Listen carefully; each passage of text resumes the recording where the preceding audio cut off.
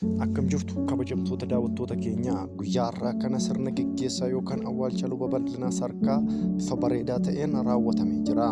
Sirnicha awwaalchaa luba bal'inaa sarkaa bakka namaatii firoonnii fi gaggeessitoonni waldoota kiristaanaa argamanitti bifa ho'aadhaan gaggeeffamee jira. Bakki awwaalchaas waldaa warra wangeela makaana Yesuus Inxooxxootti raawwatamee jira. Miidiyaaleen biyyattii hedduun sirna gaggeessaa lubichaa irratti akka argaman dubbatanii jiru. Lubichi du'an osoo hin taane hin boqotan gara gooftaa isaanii tajaajila turanitti sassaabaman malee hin duune jechuunis namoonni tokko tokko dubbatanii jiru.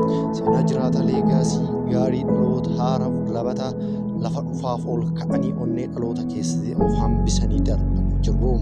Lubichi bara isaanii guutuu dubbii sagalee waaqayyoo gara guutteenyaa fi jajjabeenya lallabaa turuu isaanii waldoonni kiristaanaa fi dhaloonni keenya ragaa ni ba'u. Ammaaf kan qabanne jiru asuma irratti nugaa gara sattaanutti kutaa itti aanu walitti deemina. Nagaan nuuf tura.